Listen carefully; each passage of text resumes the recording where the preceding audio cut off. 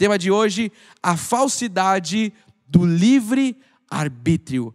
Uou! Eu falei que ia ser poderoso, hein? Eu falei que ia ser forte. A falsidade do livre-arbítrio. O que é isso? Fica até o final, que nós vamos aqui com uma análise profunda. Eu tenho dito, os nossos cultos não são histórias da carochinha, desculpa a expressão, não são histórias humanas, não são vivências de vida. Os nossos cultos são mensagens expositivas, onde nós nos aprofundamos na palavra de Deus. E hoje nós vamos tocar em temas que eu posso dizer assim, que são bastante polêmicos, mas nós não temos problema em tocar nas feridas do sistema, vamos dizer assim, do meio evangélico. Nós vamos tocar em temas polêmicos, mas que nós sabemos que o povo precisa do esclarecimento. Qual o tema polêmico? Talvez essa questão do livre-arbítrio seja um dos maiores pontos de polêmica, vamos dizer assim, porque muitas pessoas acreditam que o homem ele tem poder de escolher a Deus. E a gente sabe que isso, com base na palavra, é um grande erro teológico. Saber que o homem tem o poder, a decisão, se ele quiser escolher a Deus. Mais do que um erro teológico, isso é um pecado contra a soberania de Deus. Então eu não vou aqui ficar nem, floreando muito. Já estou falando o que essa questão do livre-arbítrio faz, fere o coração de Deus, é um pecado contra a soberania de Deus. E eu quero começar com um texto base, lendo com você o que o profeta Isaías diz em Isaías 46, verso 3 em diante. Ele vai dizer: ouve-me, ó casa de Jacó, e todo o restante da casa de Israel, vós, a quem desde o nascimento carrego e levo nos braços desde o ventre materno, até a vossa velhice. Olha quem está dizendo: eu serei o mesmo, e ainda até as cãs eu vos carregarei. Já o tenho feito, levar-vos-ei, pois carregar-vos-ei e vos salvarei. Olha quem faz a obra, não é o homem, é Deus. Eu vos carregarei, eu serei. Ele diz no verso 5, a quem me comparareis para que eu lhe seja igual? A quem nós vamos comparar? O nosso Deus. E que coisa semelhante confrontareis comigo? Verso 6, os que gastam o ouro da bolsa e pesam a prata nas balanças, assalariam os ourives para que façam um Deus com letra minúscula. E diante deste se prostram e se inclinam. Verso 7, sobre os ombros o tomam, levam-no e o põem no seu lugar. E aí ele fica, do seu lugar não se move. Recorrem a ele, mas nenhuma resposta ele dá. A ninguém livra das suas tribulações. É um Deus humano, um Deus feito por mãos humanas. Verso 8. Lembrai-vos disto e tende ânimo. Tomai-o a sério, ó prevaricadores. Verso 9, lembrai-vos das coisas passadas da antiguidade. Olha o que Deus vai dizer agora, que eu sou Deus. A gente precisa colocar, como diria a expressão, as barbas de molho. Nós precisamos entender quem é Deus. Ele está dizendo, olha só, lembre das coisas passadas da antiguidade. Eu sou Deus e não há outro. Eu sou Deus e não há outro semelhante a mim. Que desde o princípio anuncio o que há de acontecer e desde a antiguidade as coisas que ainda não sucederam. Que digo, o meu conselho permanecerá de pé, farei toda a minha vontade. Deus é totalmente soberano. Ele não diz que não fará a vontade dele por conta do pensamento do homem, do que o homem pensa ou deixa de pensar. Nossa, absolutamente, ele diz, farei toda a minha vontade. Verso 11, que chama a ave de rapina desde o oriente e de uma terra longínqua, o homem do meu conselho. Eu disse, eu também o cumprirei. Tomei este propósito, também o executarei. Ouvi-me vós, os que sois de obstinado coração, que estáis longe da justiça. A gente vai fechar no verso 13 que diz, faço chegar a minha justiça e não está longe a minha salvação. Não tardará, mas estabelecerei em Sião o livramento e em Israel a minha glória. O que nós vamos dizer de um Deus que diz, eu farei, eu chamo, eu faço, eu sou Deus, a minha vontade? Nós só podemos dizer e constatar que a obra é de Deus. Deus é soberano. Deus é maravilhoso. E nós estamos aqui totalmente submissos a esse Deus soberano. Curva a sua cabeça, feche os seus olhos, nós vamos falar com Ele. Pai, te damos graças e honras, te louvamos, Jesus, pela tua soberania, porque nós acabamos de ler, Jesus, uma passagem que coloca o homem no seu devido lugar e Deus no seu devido lugar. Tu és Quírios, Tu estás sentado no trono, e nós agora aquietamos os nossos corações, Jesus, para nós experimentarmos do poder da palavra, do poder da pregação. Fala-nos, Deus, porque como filhos queremos ouvir a voz do nosso pastor, que não seja eu, Fernando, mas o Senhor através de mim a falar, a cuidar, a exortar, Jesus, e a ensinar as ovelhas que pertencem a Ti. Nós oramos no nome santo de Jesus, e aqueles que assim comigo creem digam amém e amém. Uau, presta atenção você aí na sua casa, porque hoje a palavra é para você, uma palavra do trono de Deus diretamente para o seu coração, amém? Meus irmãos amados, escolhidos, povo de propriedade exclusiva, nação santa, filhos de um Deus soberano, filhos de um Deus que faz as coisas conforme o conselho da sua própria vontade. Olha só, quando nós olhamos para a igreja atual, eu quero começar sempre, costumo fazer isso nas minhas pregações, um paralelo do mundo, da igreja atual. Quando nós olhamos hoje, olhando para a igreja atual, nós constatamos que uma das razões por que se vive dias tão difíceis, na questão do reino, dias difíceis para a igreja de Jesus, é porque falta revelação a muitos pastores, a muitos pregadores. Eu queria já dizer algo para você, que isso não é uma fala soberba absolutamente. Isso aqui é algo que a gente constata, isso é uma realidade. Muitas pessoas hoje que estão à frente de igrejas não têm conhecimento da palavra de Deus, não têm conhecimento profundo da sã doutrina. Então entregam o famoso leite, como disse o apóstolo Paulo, leitinho que são para os imaturos, para os neófitos, para os novatos, para as crianças espiritualmente falando. Não é uma feijoada, vamos dizer assim, não é um banquete, não é um alimento sólido. Não, é o raso. Então, revelar é trazer à luz o que estava oculto. E a gente entende sobre revelação porque Deus nos chamou com olhos iluminados para uma revelação que não é nossa, mas é uma revelação do Espírito. Sabe, revelar é você trazer aquilo que estava escondido. A revelação, ela é fundamental para que um pregador não pregue algo da sua carne. Você vai se lembrar quinta-feira que nós estudamos sobre a questão de a luta de todo crente. Qual que é a luta de todo crente? Carne e espírito.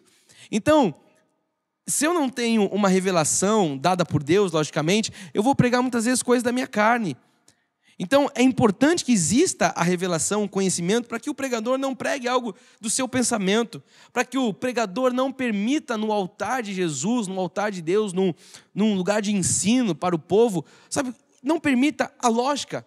Não, a lógica humana não pode ocupar o altar, porque se um altar está baseado numa ótica humana ou numa lógica humana, esse altar não é um altar profético, não é um altar de fé, não é um altar de ousadia, de intrepidez, não é um altar, sabe, sobrenatural, é um altar natural, ele está baseado nas questões racionais, vamos dizer assim. Então você sabe que muitos pregadores hoje condicionam um povo a erros grandiosos. E aqui a gente vai ter uma vertente de pregadores. A gente tem os lobos vorazes, como diz a palavra, que estão roubando lã, que estão ali pervertendo, que se introduziram no meio do povo, estão mentindo, caluniando.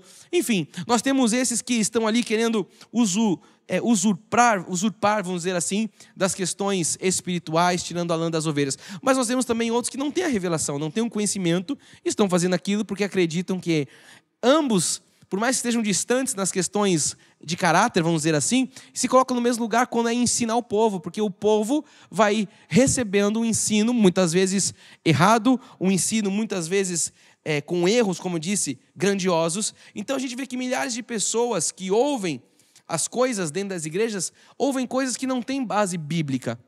E aqui eu queria que você de verdade ficasse até o final dessa mensagem, não saísse, não... Se tivesse assim, sabe, o seu coração aberto para entender, porque eu venho aqui com uma boa consciência, eu venho aqui com um espírito de amor, de ensino. Porque o que acontece? A gente vê pessoas vivendo coisas que não têm base bíblica. E aí eu falo na questão até de uma tradição. Infelizmente, a gente olha para uma tradição e a tradição ela tem sido mais forte do que o quê? Do que os ensinamentos bíblicos. Porque quando muitas pessoas ouvem a pregação da graça, a sã doutrina, a pessoa fala, não, mas peraí, isso aí vai contra o que a igreja faz, de costumes, de tradição. Então, a pessoa invalida a palavra de Deus, ela coloca uma tradição acima da palavra de Deus. Isso é pecado. São erros, como eu disse, não tem base bíblica. As pessoas praticam coisas e seguem coisas que esses líderes falam. A gente não pode nem chamar de líderes, talvez pseudo-líderes, né? Homens ali que se fazem de líderes, que dão conselhos errados ao povo. Enfim, esse é um pouco do panorama que nós encontramos hoje no meio evangélico. Então a igreja de Jesus à volta do mundo, e mais uma vez eu deixo claro, pela falta de revelação, a igreja, grande parte, está enferma. É uma igreja doente, que está vivendo de rudimentos de obras mortas, que está vivendo de algo que não faz nenhum sentido, só que está naquilo porque entende e acredita que aquilo é, de fato, o ministério, aquilo de fato é o evangelho, e não tem nada com o evangelho. Então é uma igreja doente. Então é preciso que a igreja entenda o significado da revelação, porque essa revelação ela vai produzir uma reforma. E nós entendemos sobre isso porque nós somos chamados para tocar nessa ferida. Somos um ministério reformador. Então é preciso nós pregarmos a sã doutrina para que essa reforma, e antes da volta de Cristo, nós criamos a última reforma protestante, ela tome uma proporção onde as pessoas, elas tenham, como nós já tivemos, as escamas tiradas dos olhos, os olhos do coração, os olhos do entendimento sejam iluminados, e isso é uma questão que só o Espírito faz. Então, para eu fechar essa introdução, eu queria ler com você Gálatas 2, é Paulo escrevendo, no verso 11, ele vai dizer assim: quando, porém, Cefas veio a Antioquia, resistir-lhe face a face, porque se tornara repreensível. Aqui, Pedro, aqui nós estamos vendo Paulo vai repreender o apóstolo Pedro, porque diz que ele tinha se tornado repreensível, ou seja, as condutas, as ações, as atitudes de Pedro tinham se tornado repreensíveis. E essa passagem é muito forte para você ter paz no coração, para falar, bispo, mas não confronta a igreja, não fala isso. Olha só o que diz no verso 12: com efeito, antes de chegarem alguns da parte de Tiago, comia com os gentios. Então você vai ver aqui uma dissimulação do apóstolo Pedro. Comia com os gentios. Quando, porém, chegaram, afastou-se e, por fim, veio apartar-se, temendo os da circuncisão. Então, o cara está lá sentado com os gentios, mas aí chega um povo, ele, não, peraí, deixa eu temer os da circuncisão, deixa eu temer os da lei, os legalistas. Então, ele meio que faz ali saia francesa, e aí diz no verso 13: e também os demais judeus dissimularam com ele, a ponto de o próprio Barnabé ter se deixado levar pela dissimulação deles. Quando, porém, vi que não procediam corretamente, veja só, quando, porém, vi que não procediam corretamente, eu faço uma pausa aqui, nós estamos olhando para uma igreja, a igreja ao redor do mundo. Nós olhamos e identificamos que a igreja também não está, como disse Paulo aqui, procedendo corretamente. O que nós fazemos agora? Nós olhamos para uma igreja que não procede corretamente, ficamos calados, ou nós vamos fazer o que Paulo fez? Essa tem que ser uma pergunta reflexiva. Porque aqueles que reclamam, não pode falar, não pode tocar nessas questões.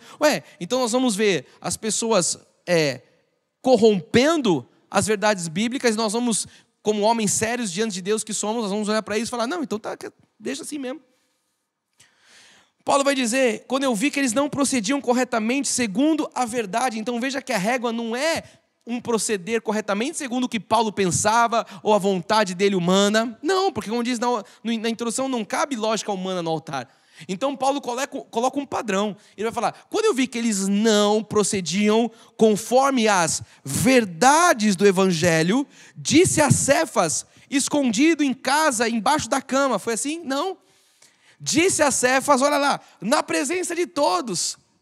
Então aqueles que falam, não, você vai para a internet pregar isso, você vai para a televisão pregar isso. Sim, na presença de todos. Porque o confronto precisa vir para que exista o arrependimento, o reconciliar-se. Somos ministros reconciliadores. Nos foi confiado o ministério da reconciliação, que diz a palavra. Então você vai ver que Paulo vai chegar agora e diz, eu disse na presença de todos. E aí ele vai peitar o apóstolo Pedro. Ele vai dizer, Pedro, se tu sendo judeu, ou sendo tu judeu, vives como gentil e não como judeu, por que obrigas os gentios a viverem como judeus? Isso aqui para mim é uma das passagens mais extraordinárias da palavra, da Bíblia. Porque as pessoas não pregam muito sobre isso, mas a gente vive uma igreja que dissimula, uma igreja que quando está com os gentios, come com os gentios, aí quando vem a religião judeu, não, peraí, agora então deixa eu me afastar, deixa eu fazer um jogo aqui, né? Um pouco lá, um pouco cá, agradar um pouco a todos. Agora Paulo ele vai falar assim, eu vi que não procediam corretamente, então eu não ia olhar aquilo e falar, quer saber, deixa quieto. Paulo falou, se eu não falar, ninguém vai falar. E eu me coloco hoje como ministério, como homem de Deus, se as pessoas não falarem, se nós não falarmos, ninguém vai falar. Então ele vai falar, por que você sendo judeu está vivendo como gentil e está obrigando os judeus a viverem como obrigando os gentios a viverem como judeus. Então Pedro, quem foi Pedro? O apóstolo que andou sobre as águas. Paulo não estava peitando qualquer um, não. Ele estava peitando aquele que andou sobre as águas. Ele foi confrontado com a palavra da graça. Diz aqui que ele havia se tornado repreensível. E aqui você pode entender que esse repreender foi uma bronca que Pedro toma aqui do apóstolo Paulo. Então a dissimulação não é de agora. Eu queria que você entendesse isso. Por que eu estou trazendo essa passagem aqui no início? Porque a dissimulação hoje da igreja atual não é de agora. Lá atrás a gente já via isso. Já acontecia lá no tempo de Paulo. Ele disse ao ponto de Barnabé, você sabe, Barnabé andava com Paulo. Ele estava no ponto de Barnabé se deixar arrastar pela dissimulação, o cara que conhecia da graça, que andava com Paulo. Quantas pessoas a gente conhece que estão na graça, estão firmados, estão ouvindo, estão crescendo, mas aí se deixam arrastar pela, como é que ele diz aqui, pela dissimulação. Então o evangelho ele tem um procedimento correto. Eu queria que você escrevesse isso aí no chat. Eu estou pregando há 16 minutos exatamente. Eu quero que você escreva aí no chat. O evangelho tem um procedimento correto. Você sabe o que a Bíblia diz? É sensível? Não. Não dá para ficar nesse caminho duplo. Então eu não posso me deixar levar pela dissimulação de quem quer que seja.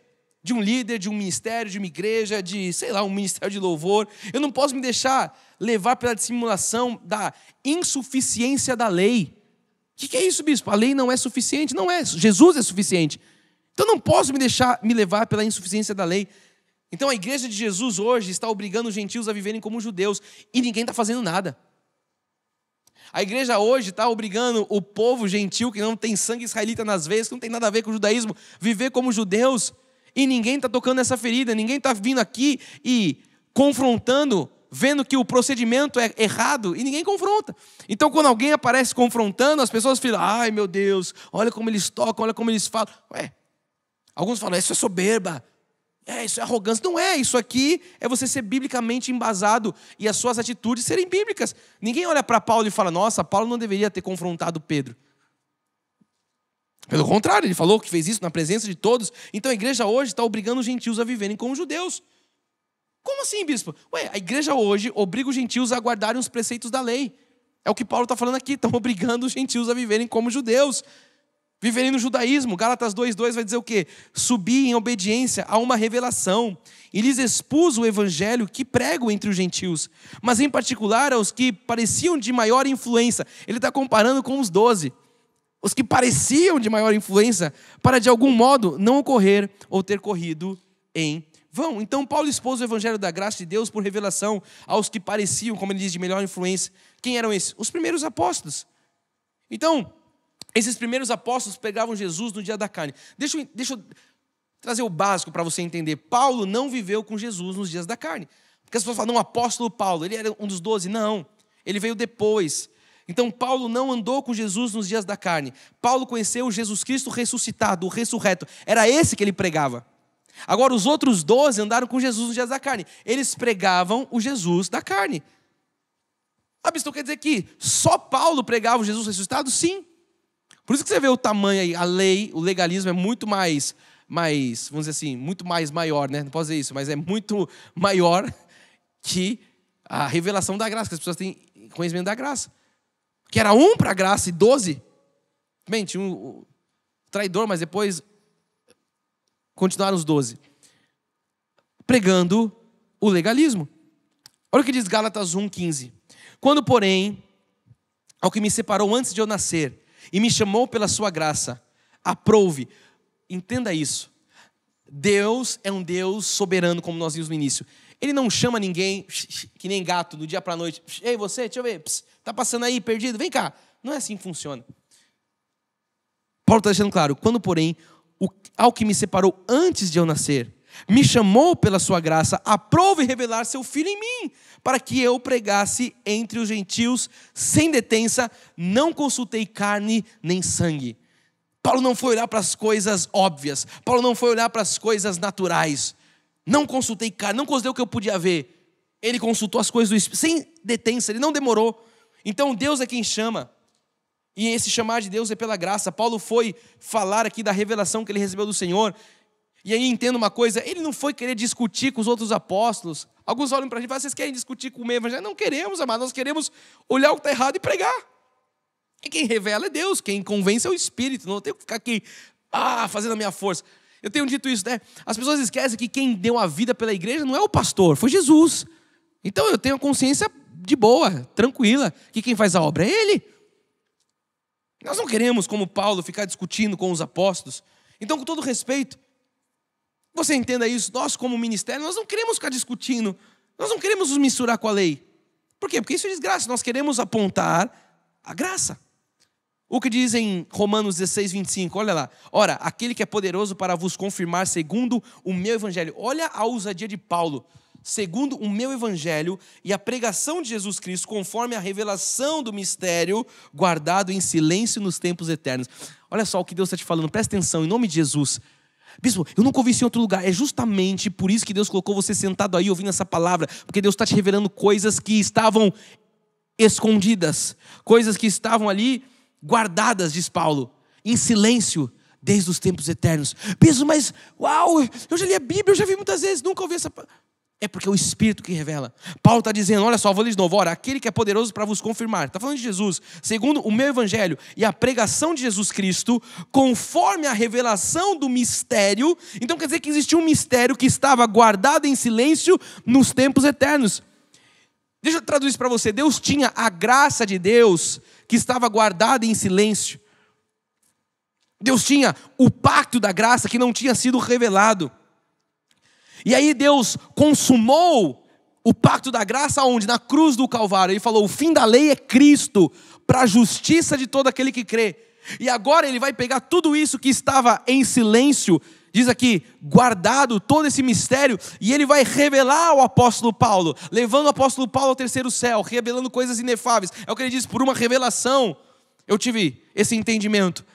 Então Deus pega todo esse pacote misterioso e coloca agora de forma revelada no colo de Paulo.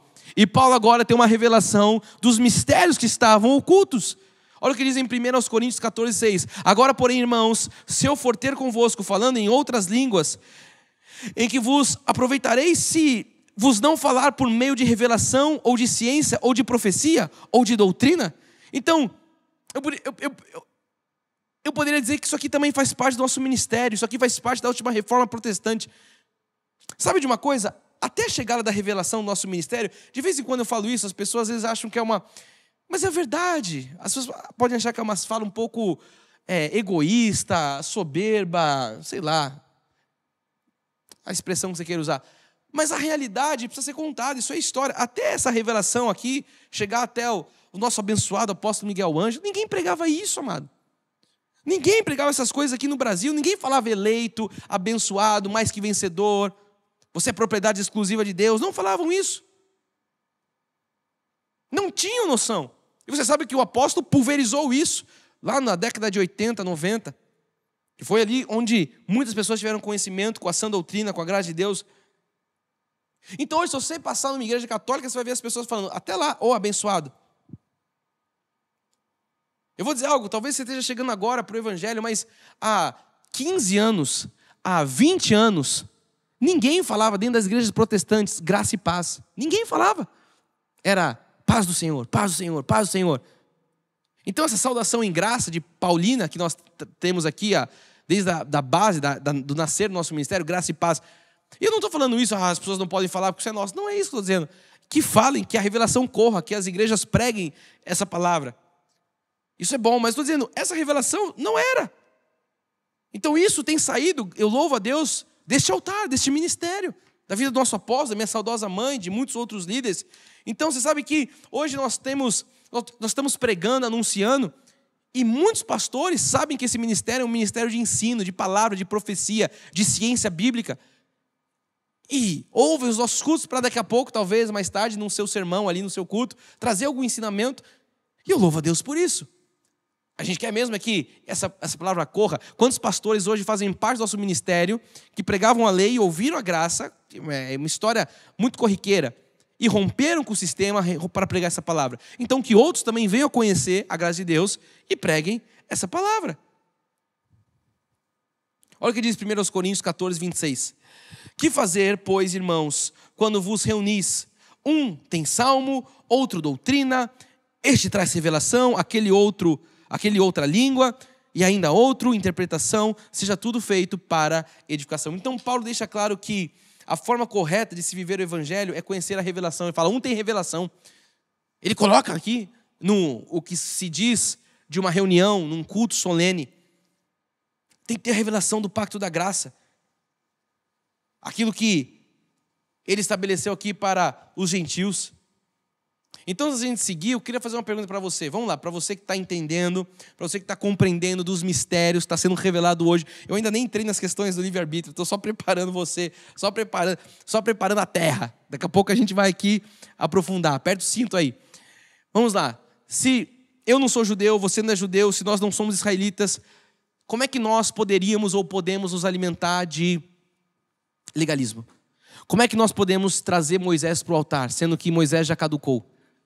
Bispo, caducou, palavra forte. Paulo diz que a lei era inútil, fraca e caduca. Caducou. Como é que nós podemos nos alimentar disso, se nós não somos judeus? Quando você pensa aí nessa pergunta reflexiva, eu quero ler Efésios 1,17, que diz: para que o Deus de nosso Senhor Jesus Cristo, o Pai da glória, vos conceda espírito de sabedoria e de revelação no pleno conhecimento. Olha só, essa é a minha oração hoje, que Deus, Jesus, Ele possa conceder espírito de sabedoria e de revelação no pleno conhecimento. Que você receba em nome de Jesus a revelação daquilo que estava oculto, mas que Deus tem revelado, Deus tem trazido, sabe, os mistérios têm sido revelados. Que você receba hoje esse entendimento, os olhos iluminados, espírito de sabedoria e de revelação pelo pleno conhecimento de Jesus. Você sabe que quando você tem esse espírito de revelação, quando você entende a palavra, você entende que a palavra de Deus não é coisa de homem. Sabe que hoje as pessoas falam, não, a Bíblia não é um livro inspirado por Deus, porque quem escreveu foram homens. Porque homens aqui num tempo e sei lá o quê. Quando você tem a revelação, você entende que a palavra não é coisa de homem. Você entende que a revelação vem pelo Espírito. Quando você lê a palavra, você não está lendo algo humano, você está lendo a vontade de Deus, a palavra de Deus. Efésios 3,3 vai dizer o quê? Pois segundo uma revelação, olha lá, os loucos não entendem disso. Os ímpios não entendem disso. Os lobos não entendem isso. A outra semente não vai entender isso. Por revelação, que papo é esse? Agora, quem tem um espírito diz que o nosso espírito testifica com o Espírito Santo de Deus. Então, segundo uma revelação, me foi dado conhecer o quê? Um mistério, conforme escrevi há pouco, resumidamente. Esse mesmo mistério que Paulo está falando aqui para a igreja de Efésios, é o que nós estamos entendendo hoje. Então as ovelhas que têm ouvido de ovelha, e logicamente que eu falo em termos espirituais, ovelhas, povo de Deus, têm ouvidos espirituais, que têm a mente de Cristo, que têm um coração circuncidado pela palavra, elas têm o quê? A capacidade de receber de Deus uma revelação de mistérios que estavam ocultos. Você hoje precisa entender isso. Você tem a capacidade, porque Deus já te capacitou para toda boa obra, de você compreender todos esses mistérios. Eu não sou teólogo, eu não sou pastor, não precisa. Você tem o Espírito Santo de Deus e é pelo Espírito que isso é revelado. Então hoje você tem total capacidade de entender, de compreender os desígnios, os mistérios que estavam ocultos desde os tempos eternos. É isso que Deus está fazendo hoje com você. Bispo, mas eu achei que quando o Espírito se manifestava, a pessoa tinha que rodar, a pessoa tinha que virar dos avessos. Amado, Paulo fala por uma revelação, conhecimento, sabedoria. É isso que o Espírito faz. Quando nós pregamos a palavra, o Espírito está revelando a muitas pessoas nessa hora, eu sei disso.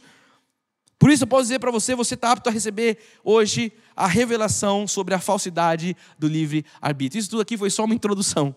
Eu fiz uma introdução em 28 minutos para preparar o seu coração para você receber agora o ensino, a revelação sobre a falsidade. Não tenha medo de falar que o livre-arbítrio é uma doutrina falsa. Então, para a gente deixar claro, quando a gente faz os nossos estudos, que a gente chama o nosso ministério de nexo, nosso pilar de ensino, nós costumamos trazer, minha mãe trazia, nós trazemos, e hoje eu não farei diferente. O que diz o livre-arbítrio? Olha lá, o livre-arbítrio diz que Deus te escolhe para a salvação se você aceitar o seu convite por sua própria vontade. Então Deus te escolhe e você aceita o convite pela sua vontade. Se você vai ou se você não vai. Em outras palavras, você decide se você vai se salvar ou se vai se perder. Quando a gente fala na questão do livre-arbítrio, olha lá, a eleição e a salvação estão em suas mãos. Olha que loucura. Como pode a eleição e a salvação estar na mão do homem se o homem está morto em delitos e pecados? Como é que um morto vai escolher alguma coisa? Nós jamais escolheríamos Deus. Jamais, se não fosse a graça dele. Porque nós estaríamos mortos nos nossos delitos, nos nossos pecados. Então isso é o que diz o livre-arbítrio. O que diz então a soberania de Deus? Para resumir para você. A soberania divina, ela vai dizer que Deus te predestinou e te escolheu antes da fundação do mundo, conforme o seu propósito e a sua vontade. Deus falou lá, nós lemos Isaías no começo, eu faço as coisas conforme a minha própria vontade. Então, quando a gente fala sobre livre-arbítrio aqui, a gente poderia entrar numa questão até básica, na questão da expressão livre-arbítrio. Se você pegar e falar, então, tá bom, o livre-arbítrio, ele é uma doutrina verdadeira. A pergunta que eu faço é, onde é que você encontra essa expressão na Bíblia? Você não encontra. Você pode procurar de Gênesis e Apocalipse, a Bíblia não usa a expressão livre-arbítrio. Isso é mais uma doutrina inventada por homens. É mais uma doutrina que vai passando de geração em geração, e as pessoas falam, não, você tem o livre-arbítrio. A Bíblia nem usa essa expressão, nem está na Bíblia, não existe. Então essa doutrina, não tenha medo, é uma doutrina herege, é um mito que rouba a glória. É um mito que tem roubado durante séculos a soberania de Deus. Então não tem duas hipóteses, ou você acredita na soberania de Deus, ou você acredita no livre-arbítrio do homem. Ou você coloca Deus como Deus soberano, ou você coloca o homem como um Deus soberano, onde ele tem o poder de decisão, E Deus é um Deus fraco, impotente, que está lá batendo na portinha do coração do homem, falando, pelo amor de Deus, me aceita, pelo amor de Deus, deixa eu entrar na portinha do seu coração. É o que dizem a tradição. Então, ou você acredita na soberania de Deus, ou no livre-arbítrio do homem. Por que eu não posso acreditar nos dois? Porque são doutrinas opostas. Uma vai falar uma coisa totalmente diferente da outra. A Bíblia não fala em livre-arbítrio, como eu disse, mas a Bíblia fala de um Deus que comanda todas as coisas, que é totalmente soberano, como nós vimos agora há pouco, no texto base de Isaías. O livre-arbítrio dá poder ao homem, e o livre-arbítrio, a dar o poder ao homem, o que ele está fazendo? Ele está roubando a soberania de Deus. O homem é soberano, o homem é poderoso, o homem tem o poder de decisão, e Deus é um Deus fraco, que ele precisa de uma permissão desse homem, para que ele possa ali salvar esse homem, como se Deus não tivesse todo o poder, todo o domínio, se Deus não controlasse todas as coisas. Aí você vai perguntar, bispo, então onde é que nasceu essa questão de livre-arbítrio? Posso dizer para você que nasceu no coração de Lúcifer. O livre-arbítrio nasceu no coração de Satanás, que intentou ser igual a Deus e falou, serei semelhante ao Altíssimo. Ali tentou ser maior do que Deus. Ele queria, eu vou sentar nesse trono. Começou ali no coração de Satanás. E você sabe que hoje, da mesma forma, tem pessoas que dizem, se eu quiser, eu aceito Deus. Olha só, se eu quiser, eu aceito Deus. Se eu não quiser também, eu não aceito Deus. É o meu livre-arbítrio. Se eu quiser, eu dizimo. Se eu não quiser, eu não dizimo. Se eu quiser, sabe, eu vou à igreja. Se eu não quiser, eu não vou à igreja. Isso é Lúcifer falando. Então, cuidado com... Eu tenho que ser pastor, mano. Eu tô te dando aqui o fundamento. Paulo falava, eu preguei, eu lancei o fundamento, veja como edifica. Eu estou aqui como pastor, ensinando para você, mas eu preciso também pastorear você para o dia a dia. Não é porque nós estamos aqui num estudo profundo que eu não tenho que dizer para você, fique esperto com as reuniõezinhas que acontecem em lares. Fique esperto com isso. Tem gente que, sabe, se reúne nas casas para tomar, o apóstolo costuma dizer um bolo de laranja, eu costumo dizer um café. Vem cá tomar um café, vamos tomar um café. Cuidado com esses cafés aí com bolo de laranja. Porque muitas vezes quem fala nesses lugares é o próprio Lúcifer. Eu estou vendo, Deus me disse, Deus me revelou, é por uma revelação. Paulo falou, se aparecer um outro anjo, se aparecer um anjo, até um anjo, trazendo outra revelação, qualquer outra coisa, seja maldito. Então Satanás quer o seu mal, o meu mal, ele veio para roubar, matar e destruir. Então o livre-arbítrio, voltando para o estudo aqui, diz que o homem tem poder. E se ele quiser aceitar, ele aceita. Se ele não quiser, ele vira as costas para Deus e deixa Deus falando sozinho. Olha só que loucura. Deus, não te quero. Tchau. Vou virar as costas, vou tomar o meu caminho e vou. É isso que diz o livre-arbítrio. Se o homem quiser, ele aceita. Se ele não quiser, ele não aceita e vira as costas para Deus. Então, dito isso, olha a frase que vai aparecer para você aí. Deus é quem busca e chama o homem, e não o homem a Deus. A gente precisa colocar os pingos nos is, como dizem. Nós precisamos colocar as barbas de molho, como eu já disse nessa transmissão. Olha, quem chama é Deus, não é eu que chamo Deus. Quem me aceitou foi Deus. E a igreja está falando, aceita Jesus. Estão passando Jesus que nem mercadoria. Passando na bandeja. Ei, Tem uma hora, esquechou, como é que é? Faz o Pix. Ei, ó aqui, ó, você quer? Faz o Pix aqui, aceita Jesus aí, ó. E hoje cobra o Pix mesmo. Tá aqui, ó. Minha mãe diria, tem salgadinho, tem coxinha, tem Coca-Cola e tem Jesus. Você aceita? Como se Jesus fosse uma mercadoria. Só que a gente está vendo aqui que Deus é quem busca, quem chama. É Deus que nos aceitou. Estávamos mortos nos nossos delitos e pecados. Ele vos deu vida. Não fui eu que me dei vida. Ou não fui eu que dei vida para Deus. Pelo contrário, tem igreja que acha que é isso, que o homem tem poder. Romanos 3,10 vai dizer o quê? Como está escrito, não há justo, nenhum sequer. Não há quem entenda. Não há quem busque a Deus. Todos se extraviaram, a uma se fizeram inúteis, não há quem faça o bem, não há nenhum sequer. Todos nós estávamos nessa condição. Não há justo, todos injustos, inúteis, diz a palavra. João 15,16 vai dizer o quê? Não foste vós que escolhestes a mim, para você que fala, eu escolhi Deus, eu dei uma chance para Deus. Se não fosse eu, Deus... Olha, a pessoa coloca Deus como um escravo, como um empregado, um serviçal. Olha o que diz a palavra de João 15,16. Abaixa, filho. Não foste vós que escolhestes a mim, pelo contrário, eu vos escolhi a vós outros e vos designei para que vades e deis frutos, e o vosso fruto permaneça, a fim de que tudo quanto pedires ao Pai, em meu nome, Ele vos conceda. Então a gente precisa entender que não fui eu que escolhi a Deus, não fui eu que chamei Deus. Ele diz, pelo contrário, eu vos escolhi a vós outros. A gente precisa entender que Deus escolheu o homem. Enquanto você reflete, enquanto você digere tudo isso, eu vou ler Ezequiel 34,15, que vai dizer, eu mesmo apacentarei as minhas ovelhas e as farei repousar, diz o Senhor Deus. As ovelhas são de Deus, está falando, eu mesmo vou fazer isso, eu vou apacentar as ovelhas, fazer elas repousar. A perdida, diz no verso 16, buscarei. Eu estava perdido, mas eu encontrei Jesus. Não, você estava perdido e Ele te encontrou. A gente precisa mudar a sequência das coisas, porque a igreja coloca Deus como se fosse achado pelos homens. Não, quem estava perdido era a ovelha. Ele diz, a perdida buscarei, a desgarrada tornarei a trazer, a quebrada ligarei, a enferma fortalecerei, mas a gorda e a forte destruirei, apacentá-las-ei com justiça. São ovelhas. Você vê que Deus não vai buscar o lobo, o cabrito, Ele busca. Mas e aqui que fala forte a gorda? O que é isso? É Deus apacentando, é Deus exortando. Mas é ovelha, não deixa de ser ovelha. Estavam perdidas. O bom pastor deixou as 99 e foi buscar eu e você que estavam perdidos. A dracma perdida, quem varre a casa é Ele. Para nos achar, para nos encontrar. Isaías 65,1 vai dizer, fui buscado pelos que não perguntavam por mim. Fui achado por aqueles que não me buscavam. A um povo que não se chama do meu nome. Eu disse, eis-me aqui, eis-me aqui. É um povo que não buscava por Ele, que não chamava por Ele. E o povo diz, não, eu chamei Deus. Você não chamou ninguém, Ele te atraiu. O Espírito Santo de Deus. Romanos 10,20 vai dizer, e Isaías, a mais se atreve e diz, fui achado pelos que não me procuravam. Agora é Paulo citando o que nós acabamos de ler. E revelei-me aos que não perguntavam por mim. Filipenses 1,6, estou plenamente certo que aquele que começou boa obra em mim, boa obra em vós. Quem começou a boa obra? Foi o homem que começou uma boa obra ou foi Deus que começou uma boa obra? Aquele que começou boa obra em vós, há de completá-la até o dia de Cristo Jesus. Então aqui, amado, nós estamos desmascarando essa questão da falsidade do livre-arbítrio. Não existe livre-arbítrio. O homem nunca escolhe a Deus.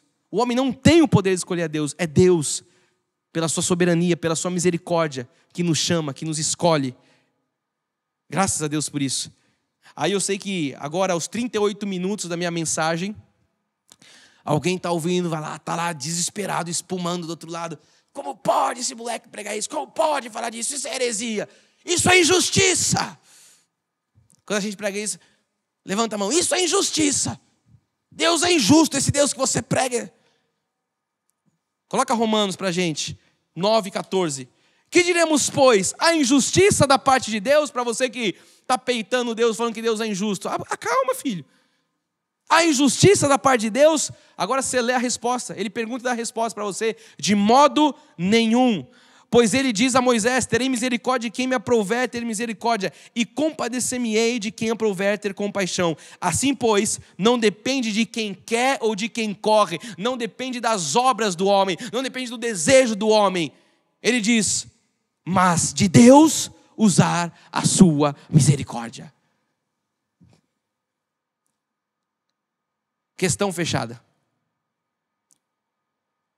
Questão fechada. Não depende de quem quer ou de quem corre, mas de Deus usar a sua misericórdia. Não é pela minha obra, não é pelo... Não, eu vou ter boas obras, eu vou fazer, eu vou conquistar.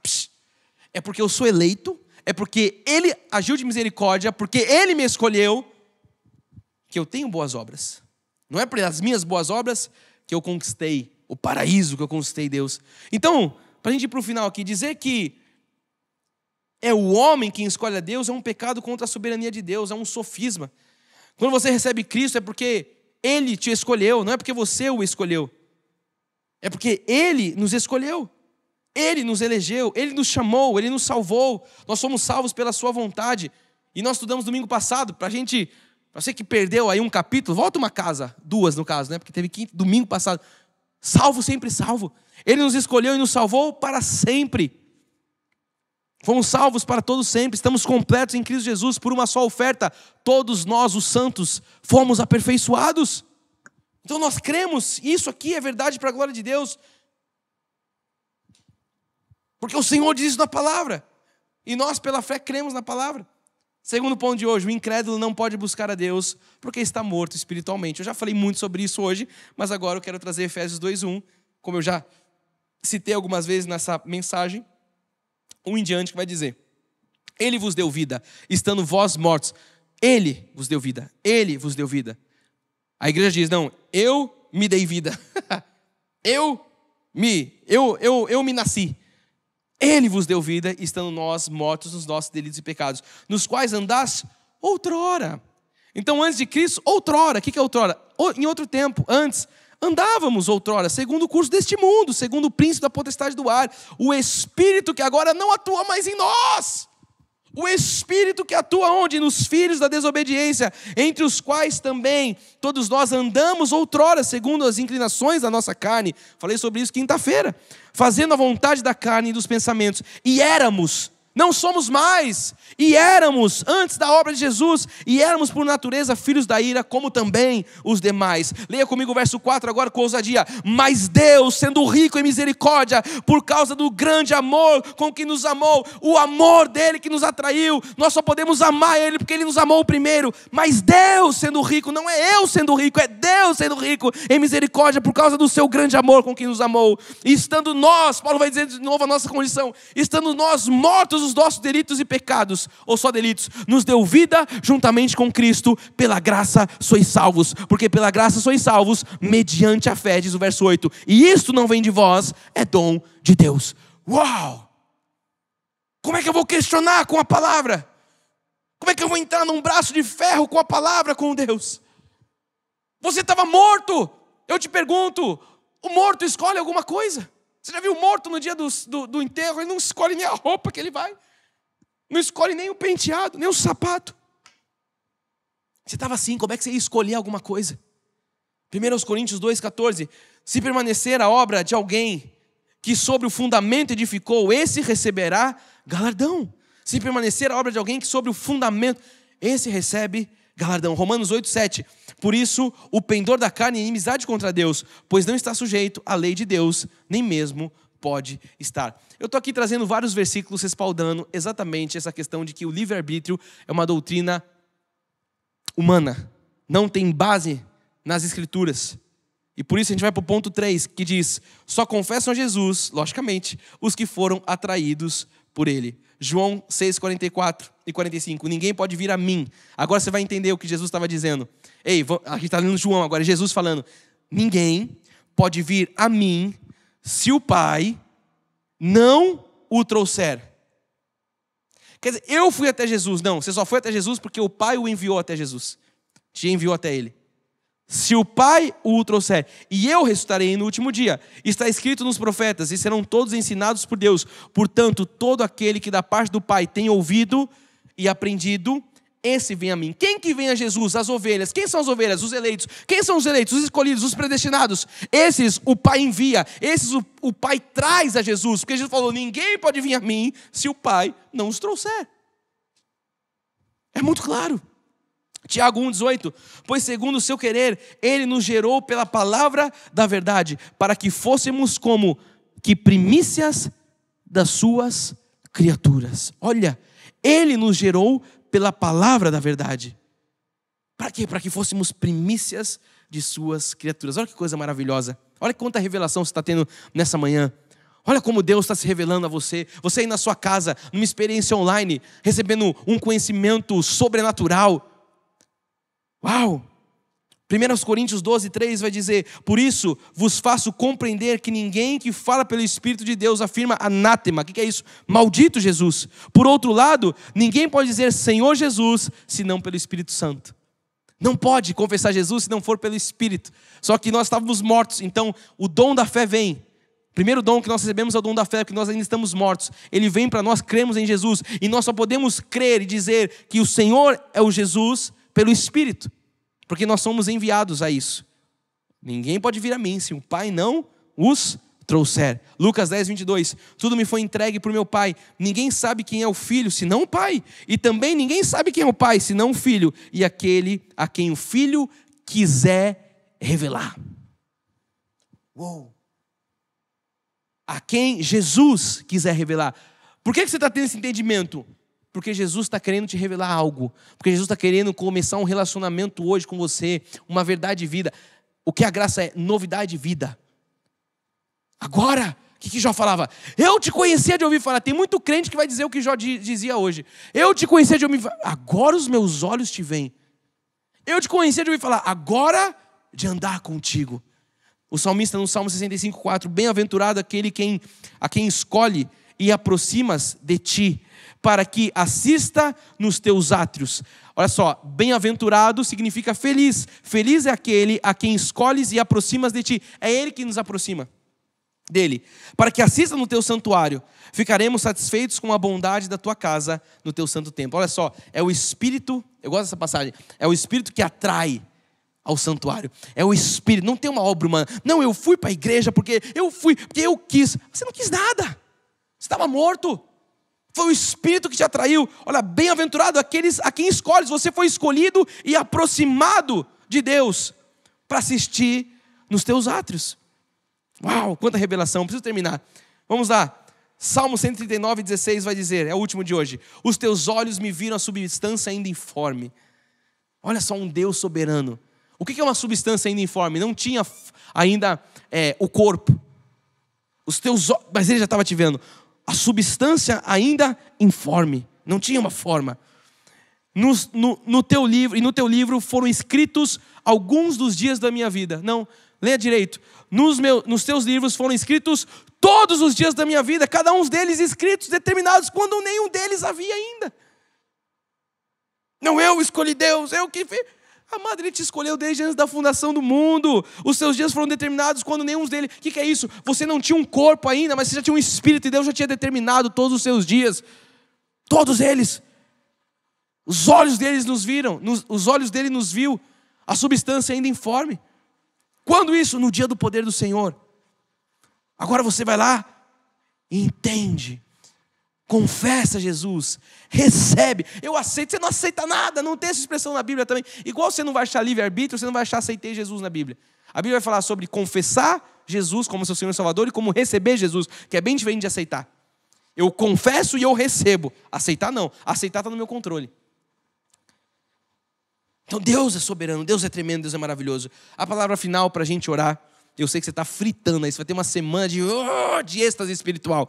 Palavra final, dizer que o homem é que escolhe a Deus é um pecado contra a soberania de Deus. Mais que isso, é um sofisma. Quando você recebe Cristo, não é porque você o escolheu, mas porque Ele escolheu você. Deus nos escolheu e nos elegeu. Somos salvos pela sua vontade, não parcialmente, mas para sempre. Estamos completos em Cristo e cremos nisso para a glória de Deus. Porque assim o Senhor, na sua soberania, o diz, pela fé nós cremos. Como diz Paulo em Efésios 2:8, pela graça sois salvos mediante a fé. Isso não vem de vós, é dom de Deus. Não por obras, para que ninguém se glorie. Não vem de vós, é um dom de Deus. Que essa palavra cumpra na sua vida. Sinais, prodígios, maravilhas, porque assim é a vontade de Deus. Amém, amém e amém. Em nome de Jesus, você vai ter um domingo hoje de êxtase espiritual, de muita Nossa, eu quero mais, eu quero mais. Onde é que eu acho mais? Vai aqui no nosso canal no YouTube, você procura lá, Impacto. Já vou te dar o caminho das pedras. Para você que está chegando, eu quero conhecer mais sobre isso. Procura aqui Impacto. Eu tenho praticamente quase todas essas mensagens, essas palavras, doutrinas, gravadas em pockets, vamos dizer assim, né? Em pílulas, vamos dizer assim, expressas para você poder olhar. Só procurar Programa Impacto aqui e você vai ter muito conhecimento, muita revelação para ao longo da sua semana. Eu não posso terminar esse culto sem orar com você. Eu sei que você está fritando aí na sua casa. Bispo, eu nunca tinha ouvido isso. É justamente porque Deus te trouxe para cá. Justamente porque Deus te atraiu para esse ministério, para você parar de ser alienado, para você sair da matrix, da religião e começar a caminhar com os vencedores, com Jesus Cristo. Pai, te damos graças, te damos honras, te louvamos, te agradecemos pelo teu infinito amor, te agradecemos pela tua revelação, te agradecemos, Pai, porque nós entendemos quem o Senhor é, te agradecemos, Jesus, porque nós não estamos mais sujeitos a uma lei, a lei do pecado, porque diz que a lei do Espírito da vida nos livrou da lei do pecado e da morte. Não estamos mais, Pai, sujeitos ao aio, ele só serviu de condução, a lei só serviu de condução. Nós estamos agora na tua maravilhosa graça, Jesus. A graça nos alcançou, o Senhor nos alcançou, tu és soberano, tu és um Deus que salva, tu és um Deus que chama, tu és um Deus que elege, tu és um Deus que predestina, que glorifica, que justifica. Deus, tu és esse soberano Deus. E o nosso coração se enche de gratidão nessa manhã, Pai. Nós não conseguimos, Senhor, o salmista diria, o que eu te darei por todos os teus benefícios? Não podemos te dar, Pai, não existiria uma espécie, quantia que nós poderíamos retribuir por tão imenso amor demonstrado por nós. Obrigado, Jesus. Somos gratos pela nossa salvação, somos gratos pela nossa eleição, somos gratos porque não fomos nós que escolhemos a Ti. Pelo contrário, o Senhor nos escolheu e nos designou para que possamos ir e dar bons frutos. Eu oro para que essa semana nós possamos dar esses bons frutos, para que a gente possa avançar, Jesus, com esse conhecimento, com essa segurança, Jesus, que nós possamos, Senhor, expandir, que nós possamos vencer os desafios, que nós possamos ir à frente, Jesus, que nós possamos experimentar, Pai, do Teu sobrenatural, que nós possamos, Pai, experimentar da Tua graça sobre graça, de um segundo benefício, que nós possamos, Pai, ver todos os nossos limites sendo removidos para mais longe, Jesus, porque é isso que o Senhor tem na nova aliança, Pai. Nós tomamos posse das Tuas heranças, das Tuas promessas, Jesus, aquilo que é nosso direito, nós tomamos posse, nós misturando com fé, e nós declaramos que se cumpra em nós, Pai, cada uma das Tuas promessas, que nós possamos desfrutar, Pai, de uma semana de bênção, de uma semana de milagres, de prodígios, de livramento, Jesus. Coloca os Teus anjos acampados ao nosso redor, nos livrando, Pai, na entrada, na saída, ao amanhecer, ao entardecer, ao anoitecer. Jesus diz que o anjo do Senhor acampa ao redor e os livra de todo mal. Eu creio que essa palavra é para nós. Nós vamos da Tua força, no Teu poder, que nós tenhamos um domingo de paz, Jesus, de descanso. Oh, Pai, e amanhã estaremos mais uma vez conectados para, junto com a Tua noiva, orarmos e confessarmos as Tuas verdades no nosso encontro de oração. Nós oramos no nome santo de Jesus Cristo, e aqueles que foram escolhidos por um Deus soberano, digam amém, amém e amém. Uau, louvado seja Deus. Eu costumo dizer, que culto foi esse? Escreve aí no chat, que culto foi esse? Uau, Deus te ama, por isso Ele te colocou aqui, amado. É muita revelação. E eu quero dizer para você, é só o começo. Você que está chegando, é só o começo. Tem muito mais ainda para você conhecer. Tem muito mais para você, sabe, receber da parte de Deus. Esse é o amor de Deus, essa é a graça. E você sabe, não teria forma melhor de nós terminarmos esse programa. Esse culto. Eu falei do impacto do programa, lembrei do programa. Esse culto, senão dizendo que o amor resgata. E o que nós estamos vivendo agora? A graça transformando o nosso caráter, a graça transformando as nossas vidas, porque o amor resgata e a graça transforma. Eu amo a sua vida, estamos só começando, hoje é domingo, dia do Senhor, tem um domingo de paz, de família, de descanso. Amanhã às 20 horas estaremos aqui para orarmos juntos. Graça e paz a todos. Tchau.